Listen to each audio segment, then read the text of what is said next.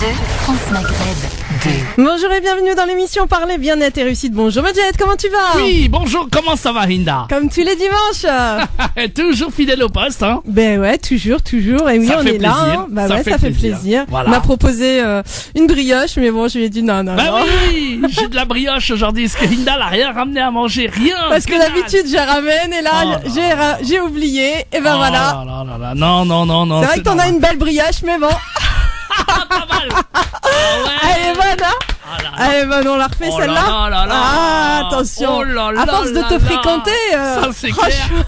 Je crois que bientôt je vais t'inviter dans mon émission. On va faire le bazar. Ah, tu m'étonnes. On le fait déjà le dimanche. Mais oui. Non, c'est sérieux aussi le dimanche. Bon, c'est un peu. Ah non, on rigole. On rigole beaucoup aussi, hein. Ah oui, on apprend plein de choses en tout cas. Il va se passer plein de choses. Aujourd'hui, on va apprendre énormément de choses. Oui, parce que franchement, le programme, il est chargé, je dirais. Donc au sommaire aujourd'hui, nous recevrons Messaoud Gadi. Il a été président du mouvement France Plus qui militait pour une citoyenneté active. Et aujourd'hui, il vient nous parler parce que sa passion, il est poète et écrivain. Et il viendra nous parler de son livre de poèmes à travers les mots. Et oui, à travers les mots, on peut changer les mentalités, je pense. Hein. Des éditions d'Homme Édition. Nous recevrons ensuite Farid Samadi, qui est directeur du Salam Festival, accompagné de Abdel en vrai. Je crois qu'on le connaît, c'est l'un des youtubeurs les plus connus en Belgique et même en France. Hein. Donc ils viendront nous faire un petit coucou pour nous parler donc du Salam Festival. Et pour finir, nous recevrons Jean-Marie Elie Setbon. Il est théologien, exégète, enseignant, conférencier, auteur de plusieurs livres. Eh bien, il nous parlera justement de l'éveil des consciences et de son dernier livre. Et donc, pour tous ceux qui veulent participer à l'émission et poser des questions à nos invités, un seul et unique numéro de téléphone. Allez, vas-y, Medjed. Le 0892 23 99 50. Fera la touche étoile, le choix numéro 1 ou le 01 40 33 9000. Et oui, et nous, on va revenir donc après la pub pour accueillir notre premier invité, la poésie. France Maghreb 2, France Maghreb 2. Vous êtes sur France Maghreb 2 dans l'émission Parler Bien-être et Réussite. Et tout de suite, place à notre invité, Messaoud Gadi, qui est poète, écrivain. Il vient nous parler de son livre de poèmes à travers les mots des éditions d'Homme Édition. Messaoud Gadi, bonjour. Oui, bonjour. Quel honneur pour moi d'être sur cette radio que j'adore et que je commence à aimer encore plus. Eh ben, nous, c'est un plaisir de vous inviter justement pour parler de poésie. Le monde a besoin de poésie, surtout en ce moment. On en a besoin des mots. Donc, avant de commencer donc de la poésie, Messaoud Gadi, vous avez été président du mouvement France Plus qui militait donc pour une citoyenneté active. Vous pouvez nous en parler un petit peu de justement de cette association? C'était un mouvement civique national. D'accord. Qui a été créé par Aristide Damani. Mm-hmm. Donc c'était les droits et devoirs du citoyen. D'accord. Les droits civiques partout. Mm-hmm. C'est-à-dire qu'on est citoyen à part entière, on n'est pas citoyen à part. Bien sûr. Voilà, être électeur et élu, participer à la société dans laquelle on vit. D'accord. Donc c'était vraiment des actions concrètes, vraiment pour le vivre ensemble et aussi pour les droits, les droits en société. Et il y avait quand même pas mal d'actions dans cette association. Oui. Je veux dire, c'est vrai que il faudrait beaucoup de temps pour en parler. Et le but aussi, quand il y a des droits, il y a aussi des devoirs. Bien sûr. Et ce qui aussi caractérisait le mouvement, c'était un mouvement qui se battait pour la laïcité républicaine. D'accord, ouais. Voilà. Et on était, oui, je le suis toujours, on est pour le droit à la ressemblance. D'accord. Ou à la différence de l'indifférence.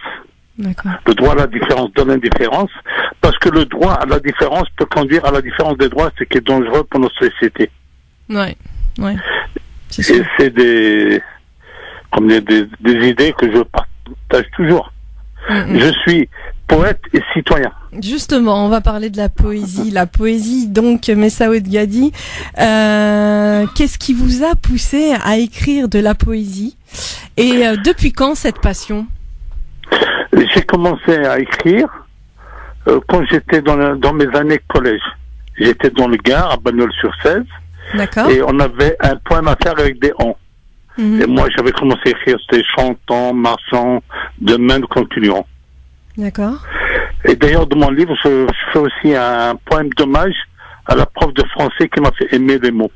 D'accord, donc c'était une prof de français qui vous a fait aimer justement l'art de manier les mots et la poésie surtout. Hein.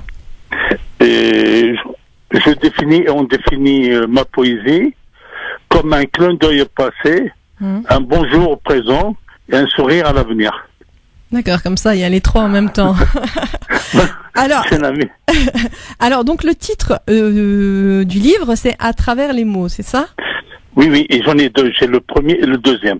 D'accord, donc c'est une continuité, c'est deux livres qui se suivent et donc dont le titre est À travers les mots des éditions Dom Édition, hein, c'est ça? Oui, le premier j'en ai un qui est en auto-édition. D'accord. Et l'autre qui est chez Dom Édition, c'est une maison d'édition qui est en Alsace. D'accord. Que j'ai rencontré avant qu'il devienne éditeur. Parce que pour moi, dans la vie, il n'y a pas de hasard, il n'y a que des rendez-vous, mais il n'y a pas de fatalité. C'est sûr, c'est sûr. Tout est synchronicité et tout est parfait, en fait, dans les rencontres, et tout a un sens, surtout. C'est surtout ça qui est le plus important. Donc, Messaoud, votre poésie, auriez-vous donc un poème, avant de faire passer une musique, à nous faire partager, justement, de vos livres? Là, j'ai un poème, disons, je veux dire, c'est un poème souvenir, c'est un poème du vivre ensemble, c'est un poème tout quoi. Et je l'ai appelé leçon de morale. D'accord, alors on écoute. On avait les leçons de morale et un terrain vague pour le football. C'était la campagne, les souvenirs m'accompagnent. On courait après le vent et souvent on inventait nos jouets d'enfants. Une corde sur un arbre, c'était une balançoire. Une branche pour imiter un sabre. Nos Noël interdits s'invitaient dans nos vies. On jouait à question pour un champion, juste avec les mots sur le tableau. C'était des chiffres et des lettres, mais sans maître. Ceux qui savaient partager, ceux qui jalousaient tricher, ce sont tous mes amis pour la vie.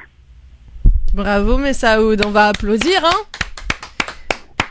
C'est bien, c'est en fait à la fois c'est d'actualité et à la fois c'est une farandole de mots qui s'emboîtent les uns avec les autres pour faire un magnifique poème. Oui, parce que pour moi, je parlais d'une époque où on avait les leçons de morale, etc. C'est les valeurs qui font la société. Bien sûr. Et on est là aussi dans la transmission. Et en même temps, c'est un clin d'œil à mon passé. Et beaucoup de gens se retrouvent dans ce poème, et certains me parlent de leur jeu, de leurs jouets, et ça en fait un retour en arrière. Oui, c'est sûr. Messaoud, vous restez avec nous. On va revenir donc après une pause musicale, et on va justement parler encore de la poésie, et j'espère que vous nous ferez l'honneur de nous lire un autre de vos poèmes. Moi, je suis là pour... Parce que j'écris pour l'amour des mots et des autres. Ah bah c'est très beau, justement, c'est pour ça que vous êtes là, Messaoud. France Maghreb 2, France Maghreb 2, France Maghreb 2, France Maghreb 2. Sur 91.3 FM, sur 91.3 FM, à Reims et toute sa région.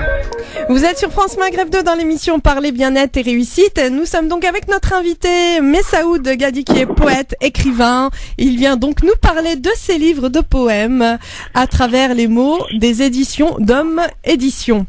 Alors Messaoud Gadi, qu'est-ce qui vous inspire le plus dans la poésie? Quelles sont on va dire, quelles sont pour les artistes, on dit toujours la muse. Alors qu'est-ce qui vous inspire le plus? Ce qui m'intéresse, tout m'inspire.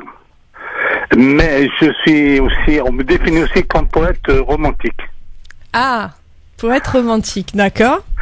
Et j'aime bien aussi écrire sur la relation homme-femme. Ouais. Je dis, on est tellement différents, mais tellement complémentaires. C'est sûr, c'est sûr. Et comme anecdote, je me suis retrouvé au festival de Montsartou. J'ai fait un parcours en voiture avec Sylviane Agazinski, qui est une philosophe, qui écrit beaucoup sur ce sujet. Et je dis, Madame Agazinski, je me sens très homme avec une femme qui est très femme. Elle m'a dit, c'est ça ma conclusion. Vous êtes très homme avec un homme? Avec une femme, très femme, pardon. Ah oui, d'accord. Voilà, pardon, excusez-moi, ouais. C'est pas évident d'être à la radio comme ça, c'est... Alors, un peu pour nos auditeurs qui ont pas trop compris, vous pouvez un petit peu, refaire, ouais. Voilà, et expliquer un petit peu la subtilité, parce que c'est très subtil, hein. Vous utilisez justement beaucoup de subtilité, hein, dans votre art de parler. Et donc, c'est important, justement, d'expliquer, cette façon de penser. Et je disais que, dans la relation homme-femme, il faut être soi, il faut que l'homme soit homme et la femme soit femme. Et que, dans cette relation, chacun doit s'épanouir. C'est sûr. Voilà, c'est ce que je voulais dire. En même temps, je suis conférencier aussi. Je donne des conférences autour de mon parcours de vie, ouais, et de mes textes. Mais c'est important justement de transmettre. C'est ce que je disais tout à l'heure, le savoir ne nous appartient pas et notre devoir est de le transmettre et d'éveiller humblement surtout les consciences. Là, justement, dans cette définition que vous avez donnée au niveau de l'homme et la femme, qui sont différents, très différents, c'est vrai, mais à la fois très complémentaires, parce que ce qui est important, c'est de connaître l'autre et d'aller vers l'autre, je pense. Qu'est-ce que vous en pensez justement, Messaoud, de ça? Oui, je veux dire, la différence dans ce cas-là enrichit. Mais après, dans la vie de chaque jour, dans la vie en société, cherchons plus la ressemblance que la différence. Ouais, c'est sûr. Voilà. C'est vrai. Donc c'est plus le même rapport. Alors, Messaoud, vous pouvez nous lire un autre poème? Oui. Si la vie me fait réfléchir. Et j'écris un poème sur la précarité de la vie que j'appelais Modestie. D'accord. Ne cherche pas tes mots, cesse d'être sûr, d'être beau, ne cache pas tes sentiments, ouvre ton cœur un moment, laisse tes pensées jaillir de ton cœur, laisse tes rancœurs s'effacer, ouvre tes yeux d'enfant sur d'autres horizons, d'autres moissons, peu importe la raison. Regarde cette maison, humble et modeste, c'est celle de tes parents. Ici, le souvenir demeure et tourne en rond. Redeviens leur enfant, celui qui ne voulait pas grandir, mais qui a su se faire un avenir. Sois toi-même, dis-leur je t'aime, ils ne sont pas éternels. C'est très beau, en tout cas. C'est très beau parce que c'est beaucoup de rappels, hein, le rappel de l'être qui doit aimer et transmettre et surtout là, c'est en l'occurrence au niveau de l'amour des parents, et de leur dire qu'on les aime très fort. Et c'est vrai qu'ils ne sont pas éternels. De toute façon, personne n'est éternel, hein. Nous allons tous partir un jour, mais autant partir dans l'amour. C'est ça le plus important. Oui, et là on est dans la transmission. Donc dire je t'aime à celui qui est celle qui nous a donné la vie. Parfois, on ne dit pas assez je t'aime, parfois par pudeur. Oui, c'est ça, c'était une question d'éducation, parce qu'avant on le disait pas aussi. Avant on le disait pas, c'était l'éducation de non, ça fait partie ouais, c'est ça, c'est une forme de pudeur, beaucoup de pudeur, mais malheureusement cette forme de pudeur fait que beaucoup d'êtres ont grandi en pensant qu'ils n'étaient pas aimés par leurs parents, et ça fait beaucoup de dégâts aussi. Et moi j'ai eu la chance d'avoir une mère très aimante. Ouais. Et ça m'a donné ce que je suis. On le voit de toute façon, celui qui aime la poésie, celui qui partage justement des mots aussi forts. Je pense que c'est une personne qui est aimée. Et je voulais vous offrir un poème dédié à la femme. D'accord, on écoute. Ton regard. J'écrivais pour ton regard, pour que tu le poses sur le mien. De ma vie, tu étais le phare. Je souffrais de tes retards. Toujours hésitant, j'écrivais comme un enfant qui se croit grand. Je te cherchais à chaque instant. Et à chaque moment, avec le ciment des sentiments, je te construisais des ponts de mots sous lesquels collait à flot l'encre de mon cœur et la sueur de mon corps. C'était mes premiers poèmes. Ils furent pour toi, j'en ai souffert, je m'en souviens encore. Bravo, hein. C'est très beau. Hein. C'est vraiment très très beau et rempli de... C'est pour ça qu'on dit que ma poésie, c'est la poésie de l'instant. Ouais. Elle est légère et profonde. Bah, c'est la poésie de l'être et non du paraître. Hein. C'est l'être qui touche l'être, puisque encore une fois, les mots sont très subtils.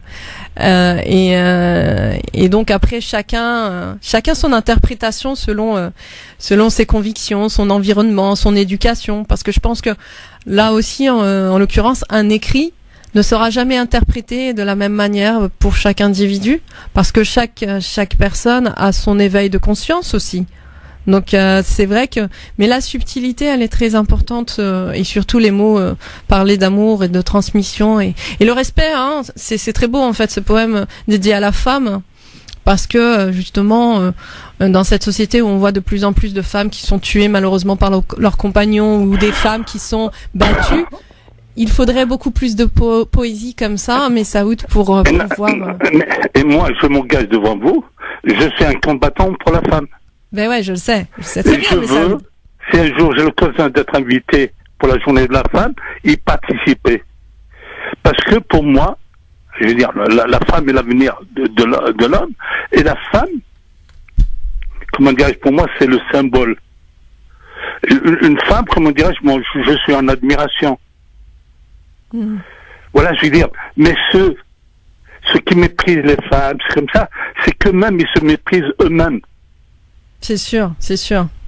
Voilà, quand je vois ces débats, etc., qui sont comme ça, moi je suis pour la femme qui s'assume.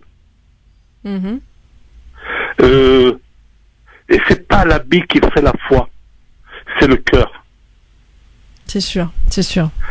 Voilà, et comment dirais-je, une société d'hommes me fait peur. Ouais. Pourquoi? Parce que c'est beaucoup l'homme, c'est beaucoup le combattant.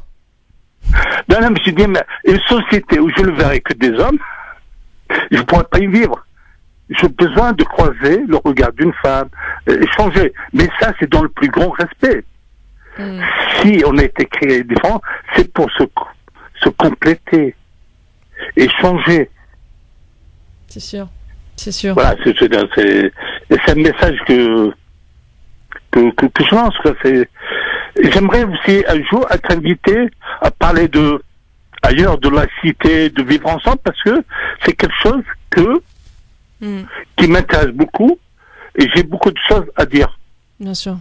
Ouais. En tant que poète, beaucoup de femmes me font des confidences, ou d'hommes, etc. Et ces relations qu'on a, m'interpellent, mais dans le bon sens, quoi. Bien sûr. Beaucoup d'échanges, beaucoup de confiance aussi. Et je pense que parce que vous les respectez, parce que quand on respecte la femme, eh bien la femme se sent en confiance. C'est ça aussi, c'est. Non, mais pourquoi ne pas respecter? C'est. Qui suis-je moi pour ne pas respecter? Malheureusement, beaucoup ne le respectent pas. Après, vice versa, hein, beaucoup de femmes ne respectent pas les hommes non plus. Hein. On va pas jeter la pierre sur l'homme, puisque de toute façon, l'homme et la femme, nous avons tous nos défauts, nos qualités. Hein. Donc. Non, c'est pour ça que le dialogue en femme, c'est pour ça que je dis, on est différents, mais tellement complémentaires. Il faut savoir se comprendre et se parler. Exact. Et pour arriver à ça, il faut être vraiment soi. Et il faut aussi trouver les mots justes aussi, les mots qui touchent, parce que la poésie touche les cœurs, peut sensibiliser les cœurs. Les cœurs qui ont besoin justement de connaissances, puisque ça fait partie de la connaissance, ça fait partie des mots. Les mots sont vibrations aussi, donc c'est puissant, c'est pas anodin d'écrire des mots ou de parler. Hein, le fait. Est-ce que je peux réciter un autre poème sur le dédié à la femme, le romantique? Oui, bien sûr. Encore une fois, si on se revoit, encore une fois, ce sera meilleur pour nos cœurs. Ça sera différent de notre première fois. On était presque des enfants, nos mots seront moins purs, mais tellement plus forts. De nous, on sera plus sûr, on fera moins d'efforts pour s'offrir nos corps, on oubliera nos promesses pour d'autres caresses, on laissera nos souffrances dans leur silence pour nous donner une nouvelle chance. Très beau. Très beau. Merci en tout cas, Messaoud. Merci beaucoup pour toute cette poésie dans notre émission. Qu'est-ce que tu en penses, Medjahid? On l'entend pas. Qu'est-ce que tu en penses, toi qui es un homme? Il est très très fort. En tout cas, il est très très fort dans le maniement des mots et dans le maniement de tous ses poèmes. Et je pense que on n'en trouve plus des beaux poèmes comme cela. Et je pense que voilà, et je suis même très honoré, moi qui est un fervent admirateur des femmes comme vous, je trouve que vous le faites encore mieux que moi. Non, mais est-ce que je peux dire quelque chose rajouter? Oui. Bien sûr, Messaoud. Ce n'est pas que le maniement qui fait le poète. C'est le vécu. Ouais, c'est sûr. Est-ce que je peux vous réciter un poème, parce que je vous dirai pourquoi je veux le réciter. Allez, faites-vous plaisir. C'est votre émission. Non, parce qu'on parle de poésie, pourquoi on écrit, pourquoi, voilà, c'est... Ouais. Alors, c'est un poème. Soir de réveillon. Un soir de réveillon de l'année 80, on sentait bon. D'âge, on dépassait légèrement les 20. C'était dans un restaurant, c'était un repas dansant, on n'était pas dans le même rang. Dehors, le temps était menaçant, tu étais avec des amis, j'étais avec un ami, j'ai attendu le premier slow pour te dire le premier mot. D'un regard, on s'est compris, on s'est invité à danser, à s'enlacer, nos yeux se parlaient, nos corps se cherchaient, nos cœurs échangeaient. C'était l'hiver, au printemps, on s'aimait tant, en été, tu m'as quitté, c'était un anniversaire, c'était le mien. C'est beau, mais c'est triste. C'est vrai que c'est... Mais bon, c'est aussi... Vous savez comment il m'a été inspiré? Non. C'est une histoire vraie. Ben ouais, c'est ça. Ben ouais. Je l'ai vécu il y a très très longtemps, mais j'ai mis des années à l'écrire. Ouais. C'est ça quand je disais, on a nos mots, on a nos vocabulaire, mais ce qui fait le plus, c'est, comment dirais-je, le vécu. Bien sûr. On peut, en fait, le fait de l'expérience fait qu'on le vit, donc on peut mieux l'exprimer et le ressentir, et c'est beaucoup plus fort. Parce que c'est l'émotion qui sort, c'est vraiment... Puis je pense que aussi l'écriture, c'est une forme de thérapie. Ça permet vraiment d'extérioriser des émotions négatives qui, à un moment donné, deviennent toxiques aussi. Donc, et je pense que moi, en ce qui me concerne, c'est pas une thérapie, c'est l'envie de partager. Et j'ai écrit même un poème pour tous les soldats d'origine étrangère qui sont morts pour la France. Et c'est un poème pour lequel je suis invité souvent à réciter en cérémonie officielle. Si vous permettez que je le récite. Ce sera le dernier. Ah, d'accord. Est-ce que je peux changer alors? Parce que sinon, je voulais, puisqu'on est à France Maghreb, oui, j'ai écrit un poème sur le jeûne. Allez, on y va, pour les jeunes. Le jeûne, le ramadan. Ah, le jeûne, oui, d'accord. Voilà, attendez, je vais chercher juste la page. En tout cas, c'est un plaisir, un honneur pour moi, c'est... Avec plaisir. Alors, le jeûne. Le jeûne. Aujourd'hui, je jeûne. C'est dans ma tradition. Je n'ai pas commencé jeune, car je n'avais pas d'ambition. J'avais les caresses de ma jeunesse. J'en oubliais la vieillesse et la mort. Je me sentais fort. Comme un fou, je riais de tout. J'avais mes parents. Je restais leur enfant. Aujourd'hui, j'ai les miens. Je dois leur montrer un chemin. À chaque humain, son destin. C'est magnifique. C'est vraiment magnifique comme poème. En tout cas, vraiment là... Bien, vraiment... vraiment bravo, je compte sur vous pour être mes ambassadeurs, pour me faire connaître à Paris, et je suis... Justement, les auditeurs ont entendu vos poèmes, et d'ailleurs, comment faire pour se procurer vos livres? Où les trouver? Pour les trouver, donc ils peuvent me les commander par Facebook. D'accord. J'ai un site internet, et quand ils mettent Gadi, Messaoud Gadi-site.fr, ils peuvent les commander. Mais là, sur mon site, mon éditeur n'en a qu'un. Mais par Facebook, ils peuvent commander les deux. Ils sont à 9 € l'un. D'accord. Plus 4 € de frais de port. En tout cas, j'étais ravi et merci beaucoup. Ben, nous aussi. Et je voulais annoncer, oui. Je vais être à la fête des livres à Hyères, à côté de Toulon. D'accord. Le 21 et 22 avril. Eh ben, super, en tout cas, pour ceux qui sont du Sud, hein, ça aurait été avec plaisir de venir. De vous voir là-bas, mais en tout cas bonne chance. Sur la page Facebook, c'est Messaoud Gadi, hein. Oui, Messaoud Gadi, ou Gadi Messaoud, oui. Merci en tout cas, merci beaucoup Messaoud. Je vous dis au plaisir, merci encore, merci pour votre professionnalisme à tous les deux, ça m'a fait plaisir d'être et pour toutes celles qui se battent pour les femmes ou pour le vivre ensemble, qu'elles sachent ou qu'ils sachent que je suis là et que par ma poésie, le vivre ensemble par la culture. Exactement, puisque c'est la culture qui fera que la paix reviendra sur Terre. On a besoin de gens comme vous, Messaoud, en tout cas. À bientôt. Merci, au revoir, merci. Merci, au revoir. Et nous, on revient, on a plein d'autres invités, hein. On va accueillir donc Farid Samadi, qui est directeur Salem Festival, avec un humoriste, Abdel Envray. Il est connu, c'est un des célèbres youtubeurs en Belgique. Et on va aussi accueillir un autre invité, Jean-Marie Elie Sedbon aussi, donc, qui va nous parler, qui est théologien, enseignant, conférencier, écrivain, éducateur, formateur. Donc, restez avec nous sur France Maghreb 2.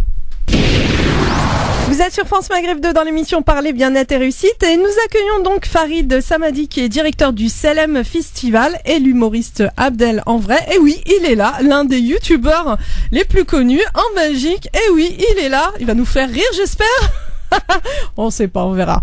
Bon, en tout cas, on vient donc avant tout parler du festival. Farid Samadi, bonjour. Bonjour, merci pour l'invitation. Bah avec plaisir. Déjà donc festival, Salem Festival, pourquoi ce nom, Salem Festival, en quoi il consiste? Tout d'abord, donc, comme je disais, merci pour l'invitation. Et en deux mots, le Salem Festival, c'est un espace d'échange, c'est un espace de rencontre, c'est un espace où on amène des gens de différentes ethnies, différentes philosophies, différentes convictions, différentes traditions à se réunir sous le même toit, au même endroit, pour partager ce qu'ils ont en commun, à savoir leur humanité. Donc le Salem, la bienvenue pour tout le monde, pour toute l'humanité, hein, de toute confession. Il n'y a pas de, c'est vraiment convivial pour connaître l'autre, hein, c'est ça? Effectivement, c'est pour pouvoir rencontrer l'autre, échanger avec l'autre. Mais le mot salam, si vous me permettez, je reviendrai dessus. Le mot salam, tel qu'il est connu chez Monsieur Tout le Monde, c'est la paix, c'est bonjour. Ouais. Mais quelque part, si on va creuser un peu plus loin, dans le mot salam, on retrouve l'absence de la peur d'abord, à savoir la paix. Et ne pas avoir peur de l'autre, c'est s'ouvrir à l'autre, c'est dialoguer avec l'autre, c'est échanger avec l'autre. Voilà. Bien sûr.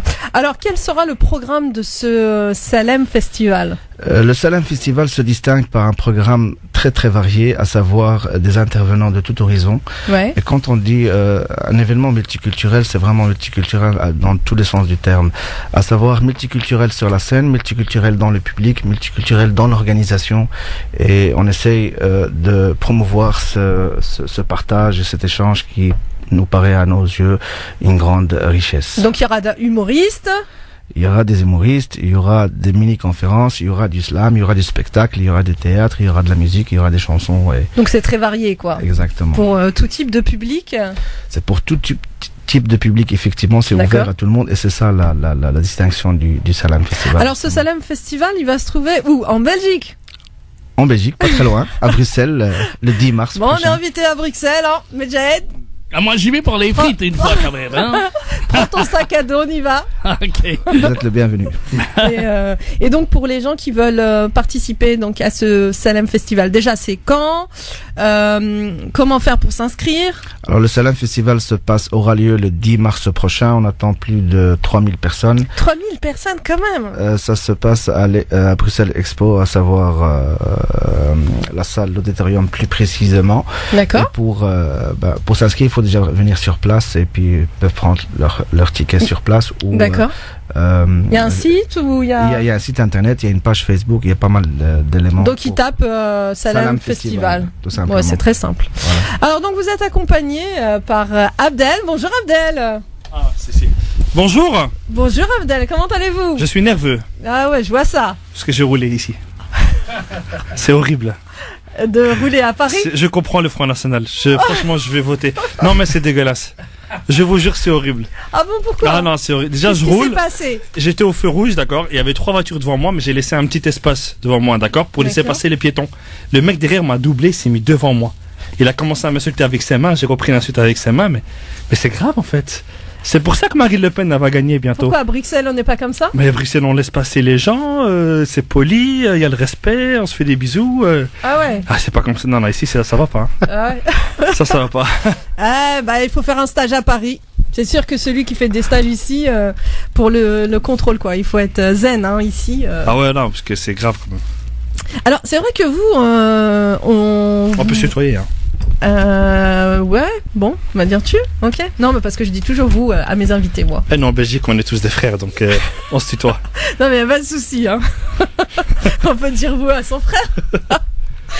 Alors donc, on vous a vu près de 2 millions, je crois, de vues pour une vidéo. D'ailleurs, on va en parler. Vous restez avec nous pour. Of course. Avec notre invité donc de tout à l'heure, Jean-Marie Elie Sedbon. Bonjour. Et on va parler de cette vidéo sur Menel. Ah. Ouais. Ah, vous l'avez vu? Oui, je l'ai vu, bien sûr. Ah, vous a plu? Bah ouais. Ah bah c'est gentil. Justement, c'est pour ça. Donc, et c'est important justement de parler de l'actualité et de parler un peu de tout ce qui se passe actuellement dans les mentalités des gens. Donc, on peut rigoler, hein, puisqu'avec vous on rigole. Si j'espère. C'est beaucoup d'humour. Non, c'est bien de faire passer des messages à travers l'humour parce que je pense que les gens le prennent mieux à travers l'humour ou une personne qui va être directe ou qui va être violente ou agressive verbalement. Le message passe mieux. Bien sûr, le message passe mieux. Alors, qu'est-ce qui vous a motivé vous à faire de l'humour? Par rapport à la vidéo de Menel ou en général? Non, en général. En général, oh là là. Vous êtes grand, je sais pas combien vous faites là. Je vais avoir un torticolis moi si je vous regarde. Alors, je suis grand et gros, donc si je pourrais pas m'abaisser comme ça, sinon je vais pas tenir. Par rapport à l'humour, ce qui m'a poussé, j'avais vu une vidéo de Véronique Jeunesse, vous connaissez, hein? D'accord. Qui était dans On n'est pas couché. Ouais. Et ça m'a tellement énervé que ma colère, en fait, je me suis dit, tu sais quoi, je vais rigoler parce que ça va pas. Et j'ai commencé comme ça bêtement. Et ainsi de suite. Et puis avec Chalgoumi. Ouais.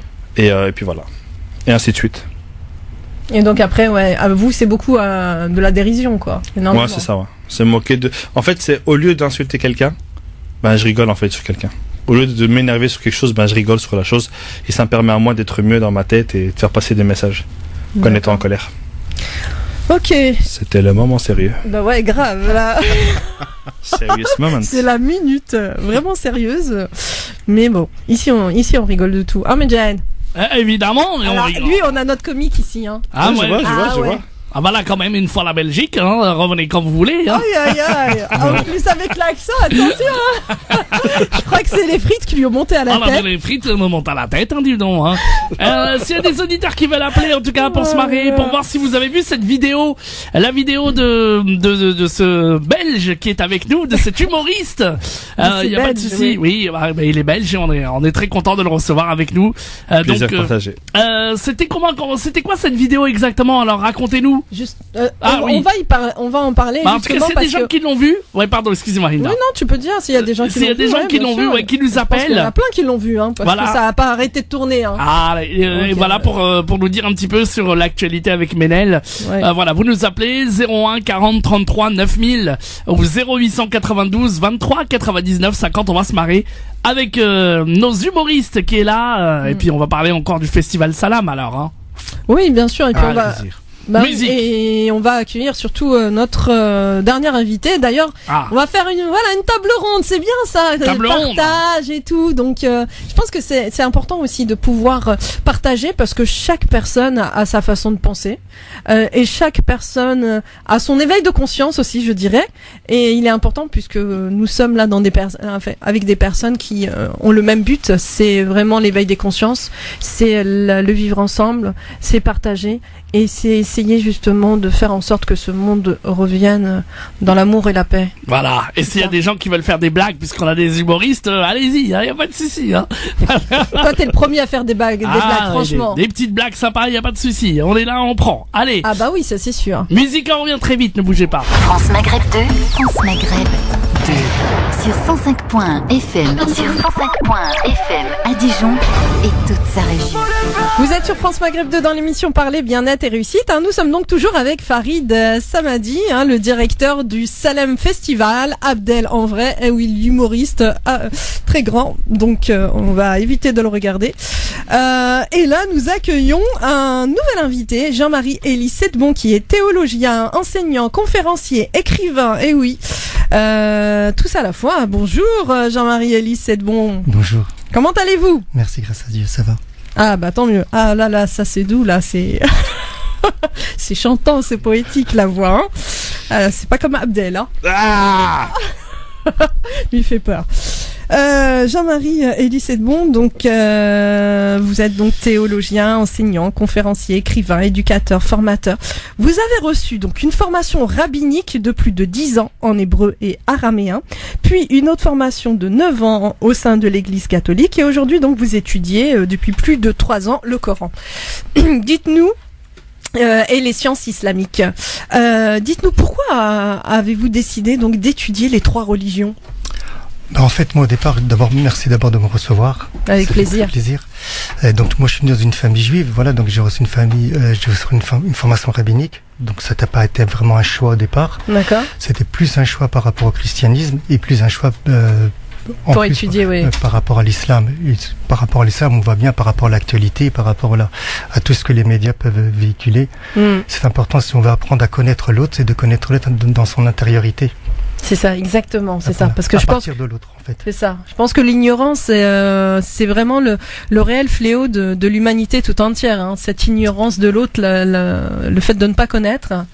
Le fait de ne pas connaître et le fait de ne pas motiver à apprendre à lire, à connaître, à lire des livres. On est dans une société aujourd'hui où tout est rapide. Sur les iPhones, sur Internet, où on peut écrire et puis ça laisse des traces. Même ça après, quelques années plus tard, on va se présenter pour pouvoir chanter et chanter très bien. Oui, on est dans une culture une société où on veut pas essayer d'élever un petit peu notre intelligence, apprendre aux enfants, aux jeunes et aux adolescents aussi, à pouvoir un petit peu plus lire et à connaître l'autre à travers la lecture. C'est ça. D'ailleurs, vous êtes écrivain et auteur de 5 livres, dont le dernier c'est Dieu au cœur de la famille. Oui, c'est Dieu au cœur de la famille, donc parce que d'ailleurs j'espère avec l'aide de Dieu créer ce que je vais appeler la maison de la sagesse, et donc de pouvoir créer un espace de dialogue au sein même de la famille entre les parents et les enfants. C'est ça. Comment la parole révélée, que ce soit la Torah, l'évangile, le Coran, nous rejoint dans la société d'aujourd'hui, et qu'il y a un espace de dialogue, de communication en fait entre déjà les parents et les enfants. C'est ça, parce que parfois, donc il y a un problème de communication. Aujourd'hui, cette société où tout va vite, cette société où malheureusement les enfants maintenant ils ont leur tablette, ils ont leur iPhone, ils ont les jeux là de réseau où ils sont en train de voir. C'est vraiment, une fois j'ai vu ça, c'est vraiment violent de donner ça à des enfants. Il y a du sang, on voit vraiment le sang. Et après on se demande pourquoi l'enfant qui est en construction psychique, eh bien, il est complètement perturbé. Et je pense qu'il y a un réel problème d'éducation. Essentiellement, oui. Ce que je parle essentiellement, c'est l'éducation à l'intelligence, c'est-à-dire aussi de former les parents, que les parents musulmans ou chrétiens puissent lire à la maison, et puis c'est aussi des acteurs de l'éducation de leurs propres enfants au niveau de l'intelligence. C'est ça. Comment apprendre l'enfant à réfléchir, mais à partir de la parole révélée sur les croyants. Exemple, tout à l'heure j'ai écouté une émission, si on parle de la relation entre l'homme et la femme, on s'aperçoit que ce soit dans la Bible ou dans le Coran, l'homme ne peut pas vivre seul. Dieu lui a donné une femme. Donc on part à partir de la parole de Dieu, que ce soit la Torah ou le Coran. On l'apprend pas uniquement dans la dimension spirituelle ou religieuse, mais on voit comment est-ce qu'elle peut me rejoindre dans la dimension de mes relations humaines. Ouais, c'est exactement ça. Donc déjà, je suis beaucoup plus objectif. C'est pas moi, c'est ce que dit la parole révélée, que l'homme ne peut pas vivre sans la femme et qu'il y a une égalité. Et puis qu'ils sont complémentaires. Il n'y en a pas un supérieur à l'autre. C'est vraiment une complémentarité. Donc de partir à partir de la parole de Dieu, de poser des questions aux enfants, de les laisser réfléchir.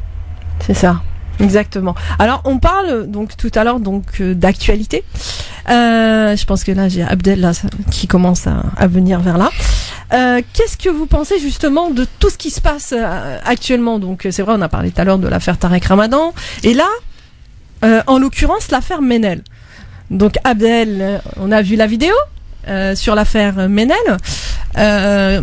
Qu'est-ce que justement cette affaire révèle sur le climat actuel? Une islamophobie profonde de la part de certaines personnes comme a dit monsieur, il a un manque de connaissances. On vit ensemble, mais on se connaît pas. C'est ça. On habite dans le même bâtiment, mais on a chacun notre appartement et chacun fait sa vie tout seul. Il y a aussi une peur, je pense. La peur de l'inconnu, on ne sait pas ce qui se passe, elle porte qu'est-ce qui rentre sous ton turban, etc. Et alors que ce qu'elle a fait, c'est quand même symbolique. Chanter une musique biblique en arabe interprétée par un juif, comme je dis dans la vidéo, elle a mis tout le monde d'accord en quelques minutes. Et bien même malgré ça, on a ressorti des anciens tweets sur des trucs 90% des jeunes disent ou pensent en France ou en Belgique. Bien sûr. Et c'est simplement ça. C'est bête et méchant. Voilà, je résumerai ça comme ça. C'est bête et méchant. Et vous?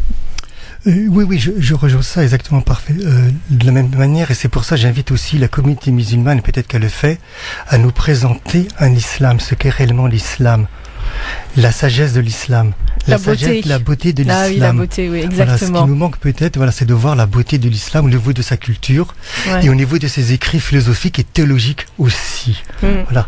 Et ça aussi, ça aussi, c'est un fléau dans le sens où la communauté musulmane ne veut pas faire d'efforts pour apprendre sa propre religion.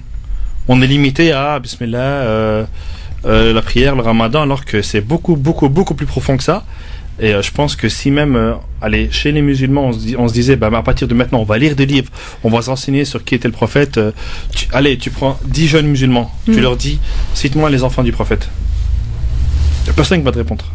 C'est vrai, l'histoire. Ce qui serait intéressant, c'est s'il y a des auditeurs qui veulent réagir à ces propos. Il n'y a pas de souci, vous nous appelez 0892 23 99 50. Étoile est le choix numéro 1. Vous êtes directement à l'antenne avec nous. Vous passez, vous débattez avec cette affaire, ces deux affaires évidemment. 0892 23 99 50. Et sur ce que vous entendez, et surtout, et dites-nous si vous êtes d'accord avec ces invités qui sont là. Ou 01 40 33 9000, 01 40 33 90 00. Prenez part au débat, vous aussi, avec nous sur l'antenne. C'est vrai que c'est intéressant justement ce que vient de dire Abdel au niveau de la connaissance de l'islam. Et je pense que Jean-Marie Elie Sebon, vous allez me rejoindre dessus. Peut-être, sûrement. C'est qu'en fait, Inch'Allah, comme on dit, peut-être qu'on ne connaît pas du tout.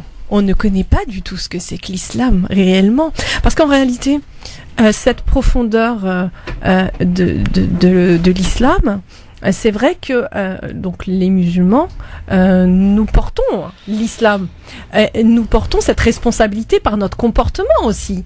Et ce qui est important, c'est justement ce que disait aussi Jean-Marie Elie, c'est bon, c'est apprendre la connaissance, mais pas n'importe quelle connaissance, parce que là aussi, en l'occurrence, il est important d'avoir un éveil de conscience. Quand on voit les interprétations chez certaines personnes, on se pose des questions, parce que on pense toujours au haram avant le fondement même de l'islam, qui est l'amour. D'abord, c'est la raison pour laquelle j'ai dans ce cœur de créer cette maison de la sagesse, pour essayer de former les jeunes couples, les couples, pour qu'ils puissent transmettre demain à la maison. C'est important parce que c'est d'avoir cet espace de dialogue. En plus, je le dis tout le temps dans mes enseignements, que ça soit chez les chrétiens ou chez les musulmans, on ne base pas une vérité absolue sur une interprétation. C'est ça. L'interprétation n'est pas objective, l'interprétation elle est subjective à la personne et à un temps bien précis. La vérité absolue, c'est que tout d'un coup je vais lire le Coran ou tout d'un coup je vais lire la parole de Dieu et je vais pas faire une lecture fondamentaliste, mais je vais poser la première question d'abord, c'est de savoir comment ça me rejoint dans ma vie. Ouais, voilà. Exactement. Ça, c'est un fait. Si on reprend l'exemple de tout à l'heure, l'homme, dans le projet de Dieu, si l'homme veut s'élever spirituellement et humainement, il a besoin de la complémentarité de la femme. Ça, c'est une vérité. Je vais pas interpréter, c'est un fait divin à partir du moment où je suis croyant. Donc, je me pose la question comment moi je regarde la femme et comment la femme me regarde. Donc, je pose pas une vérité absolue et je pose pas non plus mon agir sur une interprétation. L'interprétation elle est là pour enrichir mon intelligence, mais elle n'est pas là pour un fondement comment je vais agir. Ça, c'est extrêmement important de faire la différence entre interpréter un texte qui n'est pas là pour me donner une vérité absolue, mais pour simplement me donner une lumière sur le texte, et le texte lui-même qui est une lumière, qui est une vérité absolue. C'est exactement ça. C'est exactement ça. Et en fait, on comprend bien que tout est subtilité. encore une fois, en l'occurrence, tout est subtilité et tout dépend aussi de notre manière de comprendre. Oui, Abdel. Par exemple, moi, c'est un truc que j'ai appris récemment. Le prophète, un jour, il a dit à 2 compagnons, vous devez arriver à tel endroit. Mais c'était la prière de l'Asr, vous ne priez pas l'Asr avant d'arriver. Et donc, ils arrivent en plein milieu du chemin, et il y a la moitié qui disent, bon, c'est l'Asr, on fait quoi? Donc, il y a la moitié qui dit, il a dit qu'on doit arriver là-bas, on va pas la prier, et t'as l'autre moitié qui dit quoi? Non, je crois qu'il a fait ça uniquement pour la prière avant tout. Donc, il y a la moitié qui a prié, la moitié qui n'a pas prié. Ils sont revenus vers le prophète, et qu'est-ce qu'il leur a dit? Les deux se valent. C'est pas grave. Donc, on voit bien que là, comme a dit monsieur, l'interprétation, c'est par rapport à comment est-ce que nous, on l'a vu. Et après, il y a des spécialistes qui c'est leur job. Bien sûr, oui, des savants. Des savants, c'est pas nous qui allons dire, interpréter un verset en disant c'est haram. Bah, bien sûr. Quand tu as des millions de savants avant nous qui ont donné déjà un avis et on prend ce qui nous semble le plus juste. Oui, selon vous? Oui, mais je profite, j'ai des spécialistes surtout. Je suis pas spécialiste. Non, mais j'ai un spécialiste, et bon, oui, spécialiste de vous-même, Abdel. Excellent. Elle est bonne, là. Il y a ce que j'appelle deux sortes de niveaux qui se complémentarité de connaissances. Il y a ce que j'appelle la connaissance extérieure, ce que je vais apprendre des livres, ce que je vais apprendre d'un maître. Et puis il y a la connaissance intérieure, c'est-à-dire ce que Dieu va me faire connaître à travers mes propres expériences. Cette connaissance intérieure, c'est l'union avec Dieu. C'est pour ça que dans la Bible, c'est écrit que Adam a connu Ève. C'est une relation intime avec le Seigneur. C'est une sorte aussi de connaissance qui est intérieure et qui est extrêmement important. Et il faut en fait les deux. En même temps, pour revenir au premier propos, ce que vous me disiez, c'est que oui, il faut avoir aussi pour le musulman, parce que c'est écrit dans le Coran, 2 choses. C'est répété à longueur de sourates. Réfléchissez, méditez, vous avez l'intelligence. Et en même temps, il y a aussi cette relation amoureuse qu'on doit avoir aussi, qui est extrêmement important. Le tout miséricordieux, le très miséricordieux. Voilà. Ouais. Comment s'exerce la miséricorde? Comment s'exerce la miséricorde de Dieu déjà sur moi? Et comment moi je l'exerce sur l'autre aussi. Et ça, c'est oui, parce que justement là, beaucoup ne pardonnent pas. Et le pardon fait partie de la miséricorde. Nous demandons pardon lorsque nous péchons, et beaucoup, lorsqu'on leur demande pardon, ils n'acceptent pas de pardonner. Moi, je crois qu'on est arrivé pire que ça en fait. Je crois qu'on n'est plus arrivé dans le pardon, on est arrivé dans je vais pas me venger. Donc je te pardonne même pas, c'est juste que je vais pas me venger, c'est tout. Ouais, mais c'est encore plus, c'est au-delà. Pire, là, c'est vraiment, c'est là où on se dit. C'est tout. Ouais, mais ça. Je te pardonne pas, mais je vais pas me venger. Et je pense qu'on en est là malheureusement aujourd'hui. Alors nous, on va revenir parce que c'est vrai que c'est intéressant. Vraiment, c'est très intéressant. Et on va revenir après la pub, Medjahed. Ouais, parce que je te vois là en train de danser, tout à fait, gesticuler. Oui. Gesticuler, c'est la pub, on y va. Donc c'est la pub et on revient. Vous êtes sur France Maghreb 2 dans l'émission Parler bien-être et réussite. Nous sommes donc toujours avec Jean-Marie Elie-Sedbon, qui est théologien, enseignant, conférencier, écrivain. Nous sommes aussi avec Farid Samadi, qui est le directeur du Salam Festival, et Abdel, en vrai, oui, l'humoriste et youtubeur connu de Belgique. On débat depuis tout à l'heure. Hors antenne, on débat justement. On parle de la religion, c'est intime, on doit pas le. Alors, qu'est-ce que vous pensez de ça, Jean-Marie? La religion, c'est intime? Encore une fois, la religion, de toute façon, on n'impose pas parce que Dieu ne va pas s'imposer. L'amour ne s'impose pas, ma relation à Dieu ne s'impose pas. Maintenant, comme je disais tout à l'heure, si, mettons, en tant qu'une femme musulmane, si elle dit que que le voile, c'est le Coran qui l'a donné, c'est extérieurement parlant, on va mettre le voile et puis c'est tout. Voilà. Les Juifs mettent la kippa. Et puis voilà, les Juifs ne vont pas travailler, ils vont pas aller travailler le Shabbat. Moi, je connais quelqu'un. Je vais pas citer son nom à la radio, parce que je pense peut-être qu'il faudra pas que je le cite. C'est un ami à moi qui m'a raconté une vraie histoire. Il est pharmacien. C'est un musulman. D'accord. Je l'ai rencontré quand j'avais été invité à Rabat par une journaliste. Je l'ai rencontré à l'aéroport, on a commencé à discuter. Il tient une pharmacie avec les Juifs. Et lui, il m'a dit, regarde, tu vois, lui, c'est un Juif religieux. Il a la kippa. Il est parti dans toutes les pharmacies, personne n'a voulu le prendre. Pourquoi? Parce qu'il a dit, moi, je peux pas aller travailler le Shabbat. Donc les pharmaciens disent, on vous prend pas. Il est parti voir donc ce monsieur-là. Il a dit, ok, d'accord, à une condition, dit laquelle on fait échange. Tu me remplaces le vendredi. Ah ouais. Bon. Ça j'applaudis. Voilà. Ah, c'est beau ça. Le vivre ensemble, la paix, l'amour. Exactement. Voilà. C'est un pharmacien de Vichy. Voilà, il s'appelle Abdallah. Voilà. Voilà. Donc, si c'était simplement resté dans l'ordre de la maison ou intime, voilà. Bon, maintenant, il faut pas oublier encore une fois aussi. Bien sûr, ce qu'il faut respecter la République, mais il faut pas oublier encore une fois la loi de la séparation de ce qu'on appelle de l'Église et l'État. C'est pas non plus le fait d'avoir après comme une dictature non plus de la laïcité. Il faut pas non plus que ça en devienne non plus quelque chose de d'incroyable. Moi, comme je dis tout à l'heure à table à mes enfants, je reconnais plus le monde dans lequel je vis. C'est ça, exactement. Oui, exactement. J'étais à l'école primaire. Je suis né en 1964 à l'école primaire, dans l'école laïque où j'étais à La Courneuve en 80. D'accord, je vivais à La Courneuve, à l'école primaire. Moi, j'étais pas chrétien à l'époque. Il y avait des musulmans, il y avait des juifs. Et bien, un sapin de Noël à l'école, ça ne posait aucun problème à personne. Donc voilà, il faut pas non plus que la laïcité devienne une idéologie dictatoriale face aussi aux religions. Faut ce que peut-être l'islam apporte, en tout cas ce qui devrait apporter l'islam en soi, le juste milieu. C'est ça, la notion du juste milieu. Voilà. Oui, Abdel. C'est exactement ce que j'allais dire. Ah oui, on voit ça. La notion du juste milieu, exactement, c'est ça. Parce que tout est équilibre. Il n'y a que l'intelligence qui peut. Parce que sinon, il n'y a que la foi, on tombe dans un fidéisme. Et après, s'il n'y a que les émotions, on tombe dans l'affectivité ou dans une idéologie, dans les extrêmes. L'idée de la laïcité qu'on a aujourd'hui, en tout cas en France, parce qu'il faut savoir que tout ce qui se passe en France, ça se répercute chez nous. Tous les débats que vous avez chez vous, dites-vous que 6 mois plus tard, on les aura. Ils sont en train de parler des permis à points maintenant à cause de vous.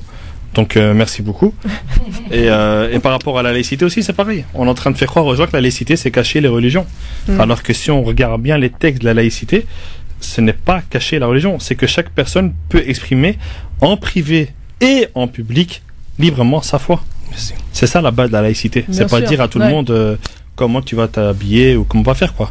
Mais à chaque fois qu'aujourd'hui on parle de laïcité, c'est pour cacher une islamophobie. C'est triste, mais c'est la vérité. Et justement, on parle d'islamophobie. Selon vous, quelle image ont les Français de l'islam? Parce que c'est vrai que avec tout ce qui se passe, justement, l'affaire Menel, Tarek Ramadan, les guerres en Syrie, on parlait tout à l'heure donc de toutes ces guerres, du voile, enfin tout ça là. Qu'est-ce que ça peut créer comme climat justement vis-à-vis du musulman, parce que aujourd'hui on entend dans les métros les musulmans c'est des terroristes, les musulmans ils sont pas élevés. On se dit mais c'est pas possible, dans quelle société on vit? Est-ce que ne serait-ce pas les médias en grande partie qui sont responsables de véhiculer ce message-là et de séparer les individus? Tout à l'heure, justement, moi j'aime beaucoup ce Salem Festival, parce que c'est un festival où on va pas parler de religion, il n'y a pas, c'est chaque individu est unique, chez chaque individu il y a une fraternité entre les êtres humains. Comme disait aussi, on est des frères et sœurs. Pourquoi justement tout ça? Donc ce regard-là de la France aujourd'hui sur l'islam, on a l'impression que c'est devenu la bête noire. C'est la bête noire. Pour essayer de répondre à la question, qu'est-ce que pensent les Français, c'est très difficile de répondre pour une collectivité. Parce que chacun en vérité a sa sensibilité, et je ne veux pas mettre tout le monde dans le même wagon. Bien sûr. Parce que chacun va réfléchir de manière différente. Ce qu'il ne faut pas oublier non plus, c'est que le musulman, il est français. Alors quand on me dit qu'est-ce qu'on pense les Français, donc c'est les Français qui ne sont pas de religion musulmane. Bien sûr. Parce que le musulman aussi, il est français. La question est de savoir est-ce que le français, quand il voit le musulman, est-ce qu'il lui le voit comme un français, et est-ce que le musulman, lorsqu'il se voit, est-ce qu'il se voit aussi comme un français? Oui, c'est ça. C'est extrêmement important comme question. Donc c'est toujours au niveau des débats et des discussions que l'on doit avoir. Et c'est vrai que malheureusement, je pense en jeter la pierre. À la fois la communauté musulmane, elle doit grandir, tous, comme je dis, dans le fait de former l'intelligence des musulmans. Et je dis pas qu'ils sont bêtes, mais de former l'intelligence des musulmans à quoi ils adhèrent dans leur religion, pour faire attention aux médias, comment ils vont véhiculer ce qu'est l'islam ou ce que sont les musulmans. Moi, j'avais été invité par les intellectuels musulmans à parler par rapport au génocide qui se passait en Birmanie. Ouais. Et puis il y avait des gens de l'UNESCO qui étaient là, qui parlaient des religions. Ouais. Et moi je leur disais attention, attendez. La guerre en Irak, c'est pas une guerre de religion. La guerre 39-45, c'est pas une guerre de religion. La guerre 14-18 qui est un carnage, c'est pas une guerre de religion. La guerre en Syrie, c'est pas une guerre non plus de religion. Les dernières guerres du 20e siècle et du 21e siècle ne sont pas des guerres de religion, en fait. On veut des fois nous faire croire que c'est la religion, mais ce ne sont pas des guerres de religion, ils sont atroces. Bien sûr. Et on le voit, hein, ne serait-ce que, c'est vrai, avec la Birmanie, toutes ces exterminations, tout ce qu'on voit, là aussi on se dit, ok, l'intelligence, on est d'accord, mais pas n'importe quelle intelligence, l'intelligence du cœur, l'ouverture intérieure. Oui. Parce que il y a deux types d'intelligence. Il y a l'intelligence, ok, le savoir et tout, mais on peut être, on va dire, très instruit, mais ne pas avoir l'intelligence du cœur et faire beaucoup de dégâts. On le voit chez certaines personnes. C'est pour ça tout à l'heure je disais qu'il y a deux sortes de connaissances et de pas être dans une dialectique du ou, mais une dialectique du et. L'intelligence, c'est une des facultés, où l'intelligence a plusieurs facultés. Elle a la faculté de raisonner, d'apprendre, de réfléchir, de discerner, de percevoir, de porter un jugement. C'est l'extérieur de l'intelligence. Et puis il y a l'intelligence, l'étymologie du mot intelligent, qui veut dire lire de l'intérieur. Ça, c'est l'intelligence du cœur. Voilà. Mais en fait, il faut les deux. Bien sûr qu'il faut les deux, bien sûr. Mais encore une fois, on parle de la notion d'équilibre. Tout est notion d'équilibre. Mais il est important justement d'avoir cette intelligence du cœur, cette intelligence, cette vision intérieure aussi. C'est pour ça que c'est aux parents de les transmettre au départ à leurs propres enfants. Oui, mais les parents eux-mêmes n'ont pas eu cette transmission par leurs parents. C'est ça le problème. C'est un problème transgénérationnel. C'est pour ça que je propose de créer ce que j'appelle une maison de la sagesse. Bon, on lance un appel, voilà, pour cette maison de la sagesse. Vous cherchez des locaux, c'est ça? Exactement. À quel endroit vous voulez? Peu importe, je voyage partout. Là où il y a des locaux, une chaise, des tables, pour ça s'appelle la maison, parce que ça commence à la maison, et de la sagesse. Parce que la sagesse, on demande d'avoir de la sagesse. Quand on a de la sagesse, il y a un dialogue qui s'instaure déjà à la maison. Déjà, exemple.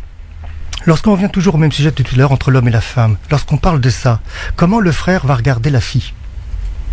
Comment le frère regarde la fille et comment la fille regarde le frère, le masculin? Comment le garçon regarde sa mère? Est-ce que concrètement, moi je pose une question au garçon musulman, est-ce que vous allez au pied de votre maman? Est-ce que vous l'embrassez les pieds?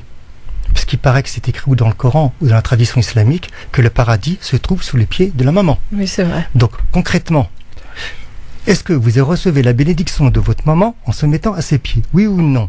Moi, je ne suis pas votre conscience, mais posez-vous la question. Le fait que des fois, voilà, les garçons font comme ça aussi, d'accord? Il y a un regard.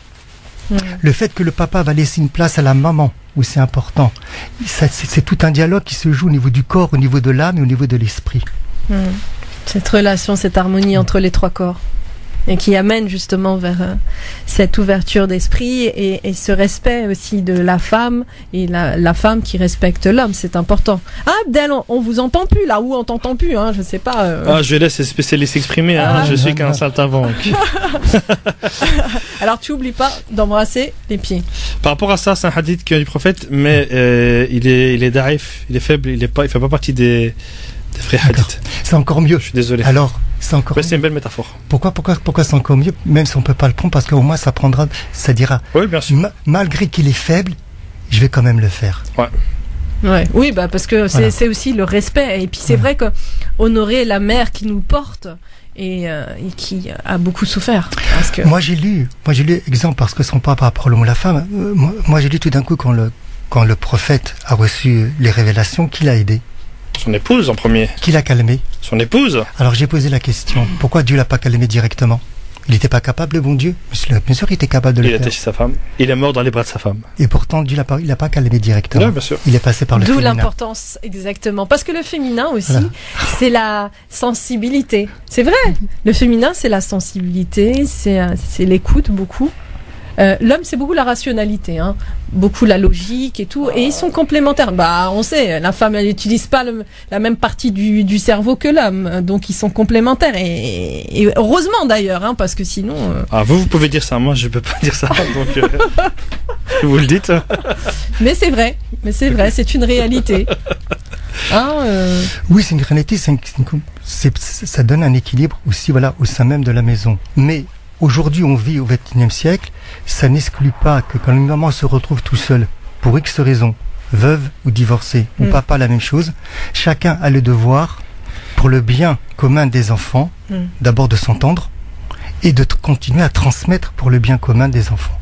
Ça, c'est extrêmement important. Et ça, c'est pas une réalité, parce qu'il y a beaucoup de couples qui divorcent et malheureusement qui sont dans le conflit. Et ça, il y a beaucoup de dégâts pour les enfants. Oui. Énormément. Énormément aussi. Donc là aussi, ça fait partie de l'intelligence du cœur. Exactement. De mettre en avant le bien-être des enfants, avant toute chose. Parce que c'est beaucoup l'ego, hein. Je vais détruire l'autre parce que soit l'autre a demandé le divorce et tout, et c'est plus l'orgueil et l'ego. D'où de préparer aussi les parents le pourquoi tout d'un coup ils ont le désir de faire des enfants. Et la responsabilité qu'il y a derrière, le devoir moral, spirituel, corporel, toujours l'esprit, l'âme et le corps vis-à-vis de l'enfant. D'où l'importance de la maison de la sagesse, parce que voilà. Il y a toute une éducation à faire. Oui, Midjen, on fait une petite pause. Ouais. Une petite pause la pub et on revient dans un instant. Ok. À tout de suite sur France Maghreb 2, ne bougez pas. France Maghreb 2. France Maghreb 2.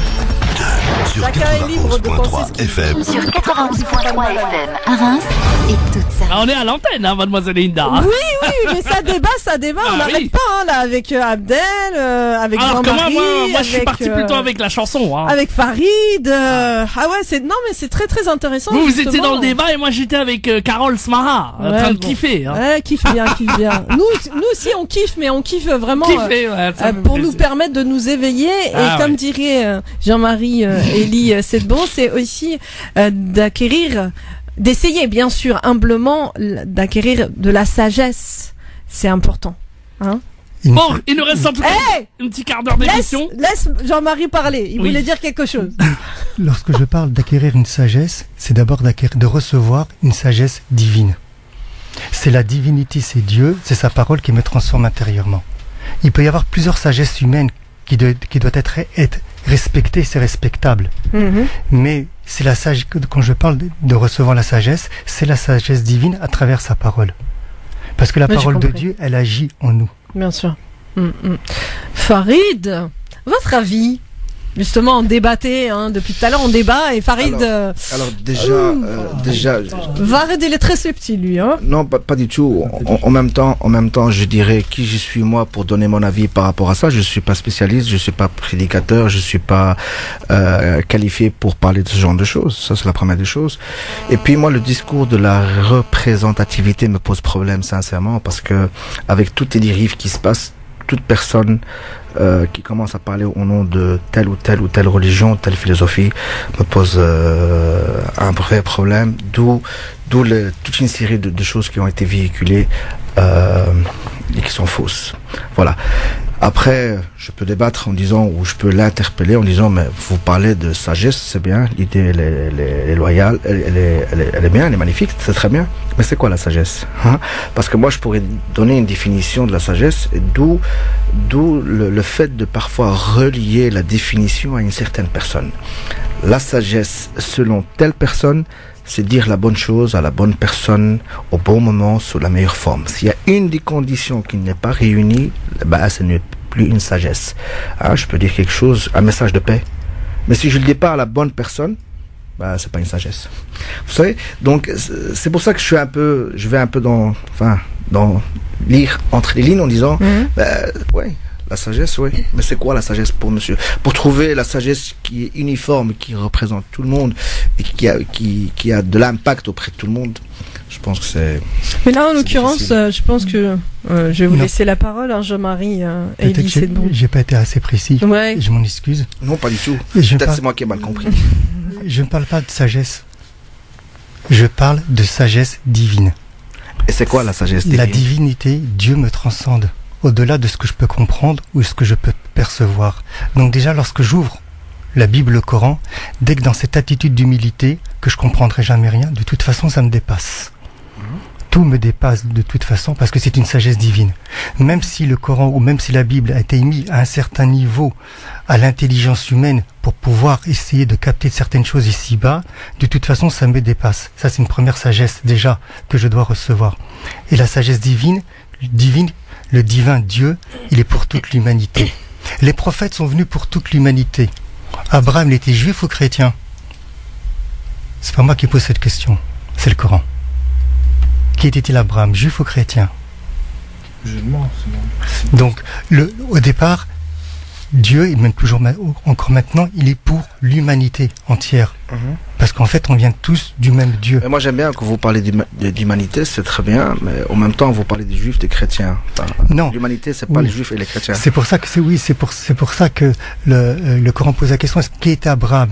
Est-ce qu'il était juif ou chrétien? On va pas définir Abraham à travers une étiquette du mot juif ou du mot chrétien. D'abord, le mot chrétien est devenu très tardivement, même après que le Christ est monté au ciel. Le mot juif en tant que détermination juive, dans le Coran, vous le retrouverez pas, parce que dans le Coran, on n'appelle pas les juifs, on les appelle les Bnei Israël. Dans la Torah, vous ne trouverez pas non plus le mot juif, on les appelle les Bnei Israël aussi. Il est venu assez tardivement, il faudrait faire tout un cours sur le judaïsme, à quelle époque est venue véritablement cette appellation qu'on met sur le peuple juif, le nom de juif en fait. Mais il est venu pour toute l'humanité. Dieu est pour toute l'humanité, donc je passe pas d'une sagesse divine, d'une sagesse humaine que chacun peut avoir. Il y en a qui vont avoir une sagesse au niveau d'une sensibilité, une autre au niveau de l'art, ou une autre au niveau de savoir parler au moment où il faut parler. Je parle essentiellement d'une sagesse révélée, une sagesse divine qui me transcende. Et qui me transcende, puisque moi je suis croyant, à travers les livres révélés. Mais ça, j'impose pas, je peux pas imposer à l'autre de croire ce que je crois. Bien sûr, exactement. De toute façon, vous deux, vous faites un travail remarquable et c'est pour ça que vous êtes ici. Vous, Farid, à travers justement cette ouverture vers les autres, sans parler de religion, cette ouverture justement, le Salem Festival, qui regroupera, je vous le souhaite, 3000 personnes et beaucoup de belles énergies d'amour et de fraternité. Et Jean-Marie Elie Sedbon fait un extraordinaire travail. C'est pourquoi il est ici, parce qu'il est conférencier. Il transmet ce qu'il sait, c'est-à-dire que sa spécialité, voilà, ce sont les religions. Il est théologien, donc c'est pas pour rien qu'il est là. Et ce qui est important, c'est d'œuvrer pour l'humanité tout entière. Et ne serait-ce que si en l'occurrence, étant spécialiste des religions, eh bien, Jean-Marie Elie Sedbon réussit humblement, bien sûr, parce que tout dépend, voilà, ça dépend pas de nous, mais humblement d'éveiller, et bien que ce soit par son éducation, par la formation aussi, vous avez 10 ans de formation rabbinique, ensuite 9 ans formation au niveau de la Bible, c'est ça, et ensuite l'islam. Donc je pense que ce qui est important, c'est d'éveiller les consciences à travers aussi ces différentes communautés, puisque malheureusement aujourd'hui on n'entend que ça, le mot communauté, même si je suis d'accord sur le fait que avant on ne parlait pas de ça, on ne parlait pas de religion, on était des amis et il n'y avait pas tout ça. Donc je pense que aujourd'hui il faut avoir le même langage pour parler à des personnes qui écoutent constamment ce qui se passe actuellement, parler d'actualité, mais tout en étant dans cette ouverture d'esprit. Après, je suis d'accord aussi que l'important c'est vraiment, je pense, je peux me tromper, je suis un humain moi aussi, mais l'important c'est que tous les deux vous œuvrez, voilà, pour notre humanité, et c'est ça le plus important, je pense. Exactement. Bah oui. Je pense que œuvrer pour l'humanité reste le sujet qui rassemble le plus. Et je n'aime pas rentrer dans les... On avait compris, Farid. Justement, voilà. C'est ça le Salem Festival, c'est l'ouverture à tout le monde. Et, en tout cas, on vous souhaite Salem Festival, beaucoup de réussite. Abdel, beaucoup de réussite à nous faire rire, on vous le souhaite. Inch'Allah. Bah ouais, Inch'Allah, ça c'est sûr.